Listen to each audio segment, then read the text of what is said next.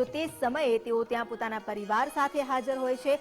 અને આ અત્યારની વાત નથી, જ્યારથી એક સામાન્ય કાર્યકર તરીકે તેઓ કાર્ય કરી રહ્યા હતા ત્યારથી તેમનો જગન્નાથ મંદિર સાથેનો આસ્થાનો એક અતૂટ સંબંધ જોડાયેલો છે, જે માત્ર કોરોના કાળ દરમિયાન થોડો ઝાંખો પડ્યો કારણ કે તેઓ તે સમય ન આવી શક્યા, પરંતુ એ સિવાય દરેક વર્ષ તેઓ એક સામાન્ય ભક્તની જેમ જગન્નાથ મંદિરમાં આવે છે। અષાઢી બીજના આ પર્વની ઉજવણી તેઓ ભગવાનની સૌથી પહેલા મંગળા આરતી કરીને કરે છે। 4 વાગે જ્યારે મંગળા આરતી થાય અને ભગવાનની અમી દ્રષ્ટિ મળે તે માટે કેટલાય લોકો ત્યાં ઊભા હોય છે અને એ જ જમાવડામાં કેન્દ્રીય ગૃહમંત્રી પણ સામેલ છે, જેઓ દર વર્ષે અહીં આવ્યા છે અને જગન્નાથજીની શરણમાં તેમણે શીશ ઝુકાવ્યું છે। અમારી સાથે જોડાઈ ગયા છે ઉમંગ રાવલ, તેમની સાથે વાત કરીએ। ઉમંગ, એક આસ્થાનો એક અતૂટ નાતો, કારણ કે આ પહેલી વાર નથી, કાર્યકર્તા હતા ત્યારથી અમિત શાહ મંગળા આરતીમાં અષાઢી બીજના દિવસે ત્યાં હાજર હોય ને હોય, માત્ર એક કોરોના કાળને બાદ કરતા તેમની આ પરંપરા અતૂટ રહી છે।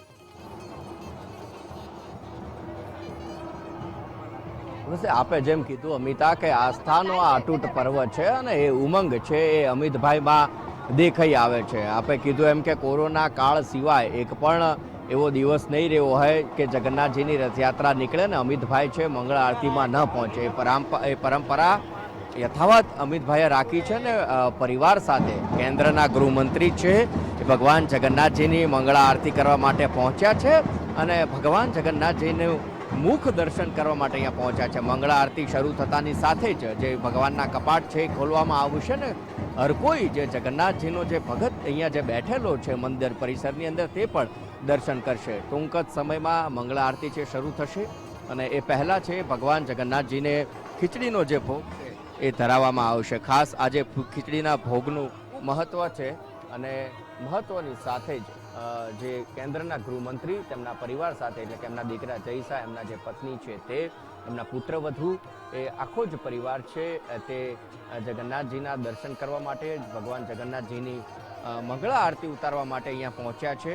અને દર વર્ષે કેન્દ્રીય ગૃહમંત્રી અમિતભાઈ શાહ છે તે મંગળા આરતી કરવા માટે મંદિરમાં આવે છે, ભગવાનની આરતી ઉતારે છે, ત્યારબાદ કપાટ છે ખોલવામાં આવે છે। તમામ ભક્તો છે ભક્તોને વારાફરતી મંદિરમાં અમુક સંખ્યાની અંદર પ્રવેશ આપવામાં આવે છે અને પછી ભક્તો પણ એ ભગવાનના કપાટ ખોલતાની સાથે જ તેમના દર્શન કરે છે।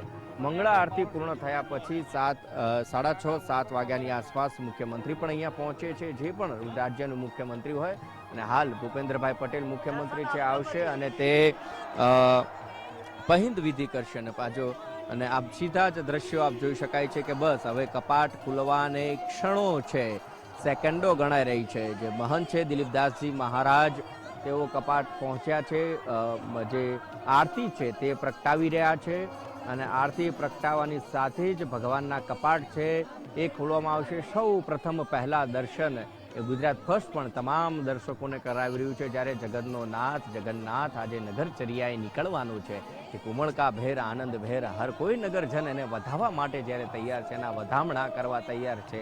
જય રણછોડ માખણ ચોર, જય રણછોડ માખણ ચોર, મંદિરમાં કોણ છે રાજા રણછોડ છે ના સીધા જ અમિતા દ્રશ્યો ગુજરાત ફર્સ્ટની સ્ક્રીન ઉપર તમામ ભક્તોને મંગળા આરતીના દર્શનની સાથે સાથે કપાટ ખુલી ગયા છે અને આ એક દર્શનની ઝલક નિહાળવા માટે કલાકોથી અહીં રાહમાં ઉભેલા ભક્તો, જેમની ઇંતજારીનો અંત આવ્યો અને આ જ ભક્તોમાં સામેલ છે કેન્દ્રીય ગૃહમંત્રી પણ, જેઓ અત્યારે ત્યાં ઉપસ્થિત છે અને આરતી પણ ઉતારશે। આ દર વર્ષની પરંપરા રહી છે અને જય જગન્નાથના જયઘોષથી જે રીતે આખું મંદિર પરિસર ગુંજી ઉઠ્યું છે, અહીં સંતો, મહંતો, ભક્તો સૌ કોઈ આ ક્ષણની રાહ જોઈને બેઠા હતા। સૌ કોઈના મનમાં એ જ કે આજની ઘડી રડિયામણી જ્યારે ભગવાન નાથ જાતે નગરચર્યાએ નીકળશે અને દર્શન આપશે, ત્યારે સૌ કોઈ એ રાહ જોઈ રહ્યા છે। આજનો દિવસ શરૂ થયો આ મંગળા આરતી સાથે અને મંગળા આરતી કરવા માટે સવારમાં 4 વાગ્યામાં પણ ત્યાં ભક્તોની ભીડ જોવા મળી રહી છે। જે રીતે અમિત શાહની જો વાત કરવામાં આવે તો વર્ષોથી આ પરંપરા રહી છે। ભગવાન જગદીશ સમક્ષ ઉપસ્થિત થયા છે। હે પ્રભુ, અમારા રાષ્ટ્રને સુજલામ સુફલામ મલયજ શીતલામ બનાવો, આવો જ ભાવ હૃદયમાં રાખી અને ભગવાન જગદીશની અત્યારે આરતી થઈ રહી છે। આપ જોઈ રહ્યા છો દર વર્ષે મંગલા આરતી વખતે શ્રીમાન અમિતભાઈ ઉપસ્થિત થાય છે અને મૌખિક રીતે આરતીના મંત્રોનું ઉચ્ચારણ પણ કરે છે. ભગવાનને ચામર એ ઢાળવામાં આવે છે. આરતીના સમયે મંત્રોનો ઉચ્ચારણ થઈ રહ્યો છે અને માંગલિક વાદ્યોનો નાદ થઈ રહ્યો છે.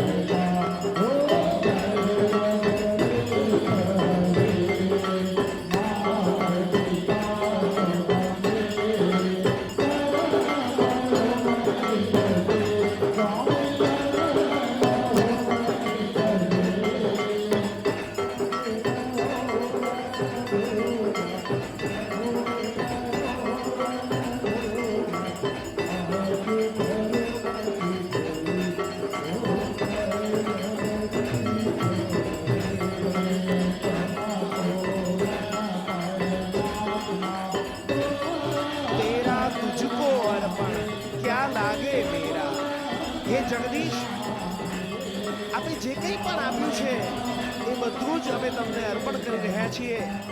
અમારી પાસે માત્ર અમારું આ મસ્તક છે, આપણા ચરણમાં નમાવવાને માટે થઈને આ બધું જ આપને અર્પણ કર્યું. આપ જોઈ રહ્યા છો આ વિરાટના સ્વરૂપને ભક્તજનો વામન એવા પોતાના મોબાઈલના કચકડામાં કેદ કરવા માટે લાલાયિત થયા છે.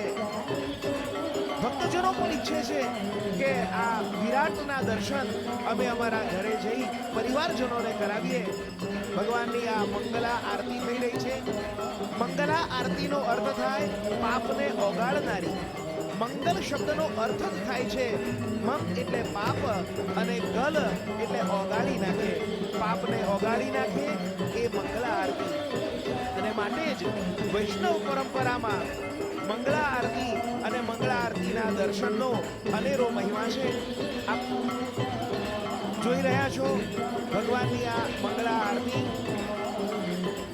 વૈદિક પરંપરાથી ચામર ઓઢાડી રહ્યા છે અને દીપ નિરાજન કર્પૂર નિરાજન પણ ભગવાનને થઈ રહ્યા છે.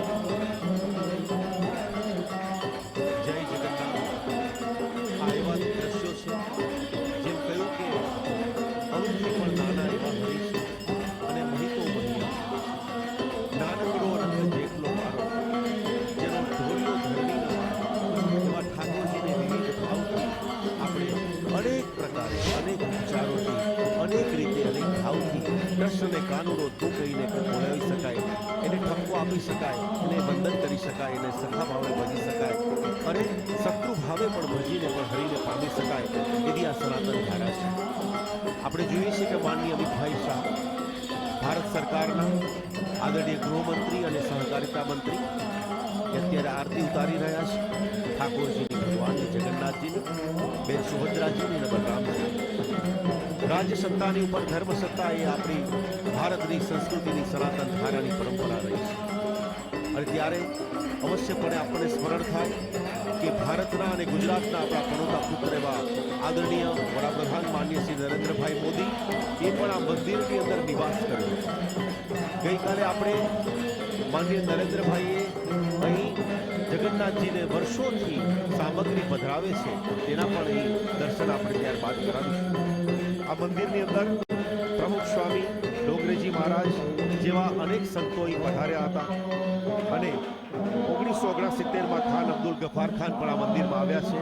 આ અનેક દ્રષ્ટિએ અદ્ભુત અને પરંપરાગત મહત્વપૂર્ણ મંદિર છે જેની ઉર્જા વર્ષોથી અમદાવાદ મહાનગરને અને ગુજરાત રાજ્યને તેમની શુભ દ્રષ્ટિ દ્વારા સર્વાંગીણ ઉન્નતિ તરફ લઈ જઈ રહ્યું છે.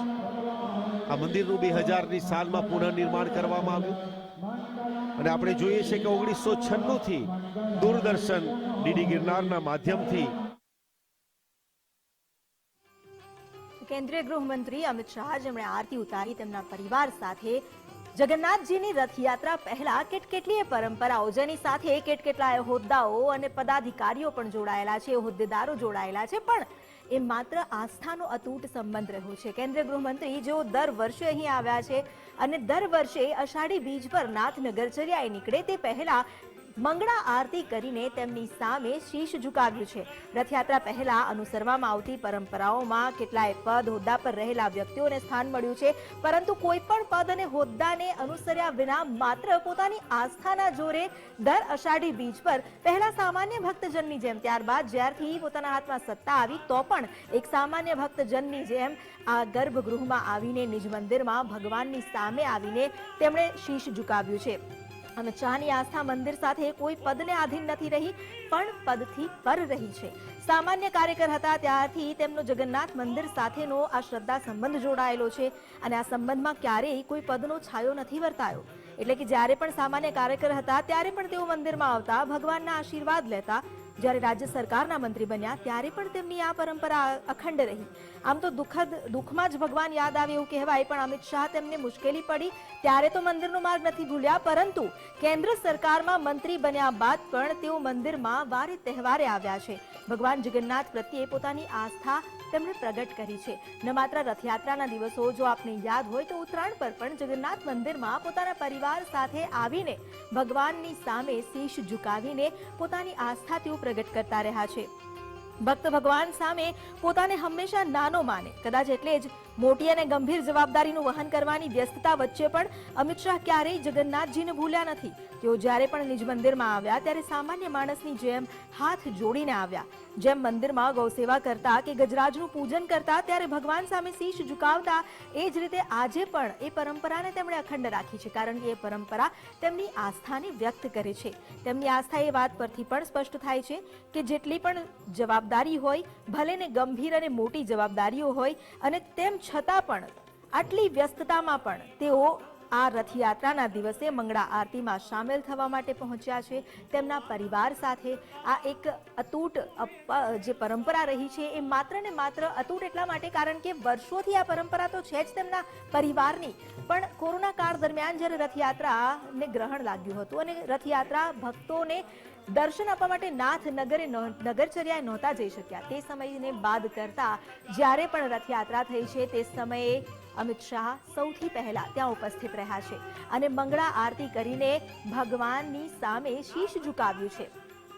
સામાન્ય કાર્યકર્તા હોય કે સામાન્ય વ્યક્તિ હોય કે પછી જ્યારે તેમને રાજ્ય સરકારમાં જવાબદારી મળી હોય કે પછી જ્યારે કેન્દ્ર સરકારમાં જવાબદારી મળી, ગમે તેટલી જવાબદારી હોય પણ ઈશ્વર પ્રત્યેનો પોતાની આસ્થાનો સેતુ તેમણે ક્યારેય તૂટવા નથી દીધો અને તેમના પરિવાર સાથે હર હંમેશ તેઓ મંગળા આરતીમાં 4 વાગ્યે ભગવાનના દર્શન કરવા આવ્યા છે.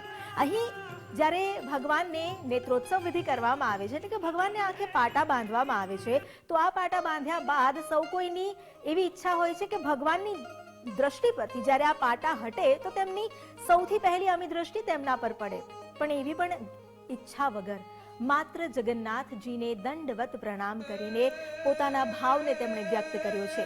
અને આ દર વર્ષની પરંપરાના દ્રશ્યો જે આ વખતે પણ પુનરાવર્તિત થયા છે. દિલીપદાસજીએ જેમનું સ્વાગત કર્યું, પુષ્પહાર પણ પહેરાવ્યા, ભલે ગમે એટલો મોટો હોદ્દો હોય પરંતુ જ્યારે ભગવાન જગન્નાથની સામે હોય તો જગતના નાથની સામે તો ભલભલા વામણા હોય અને પોતાની વામનતા સ્વીકારીને જ્યારે તમે શરણાગતિ સ્વીકારો તો ઈશ્વરની અનુકંપા મળે જ મળે. અને બસ એવી જ અનુકંપા આ પરિવાર પર પણ રહી છે. કેન્દ્રીય ગૃહમંત્રી અમિત શાહે આજે જગન્નાથજીમાં પરિવાર સાથે પહોંચીને ભગવાનના દર્શન કર્યા, આરતી ઉતારી, આરતીના અજવાળે ભગવાનને નિરખ્યા અને સાથે જે જગન્નાથ અષ્ટકમના શબ્દો છે, જગન્નાથ સ્વામી નયન પથગામી ભવતુ મે, હે જગન્નાથજી મારી દ્રષ્ટિમાં વસો, એટલે કે હું જ્યાં જોઉં ત્યાં હું તમને જોઈ શકું. આ આત્મસાત કરે છે આજે તમામ ભક્તો, જેમાં અમિત શાહ પણ સામેલ છે. કેન્દ્રીય ગૃહમંત્રી, તેમના પુત્ર, તેમના પત્ની, સૌ કોઈ આજે ત્યાં ભગવાનના નિજ મંદિરમાં ભગવાનની સમક્ષ ઊભા છે. સૌથી પહેલા તો એક જવાબદાર છે, જાહેર જીવન છે, પરંતુ તેમ છતાં એ બધાની ઉપર જ્યારે ભગવાનની સામે હોય તો સૌથી મોટા 1000 હાથવાળાની સામે પોતાની શરણાગતિ સ્વીકારી, દંડવત પ્રણામ કરી તેમના આશીર્વાદ લઈને સૌથી પહેલા દિવસનો શરૂઆત કરવામાં આવી છે. અને એટલા માટે જ આજનો દિવસ, આજની ઘડી એ તો રળિયામણી થઈ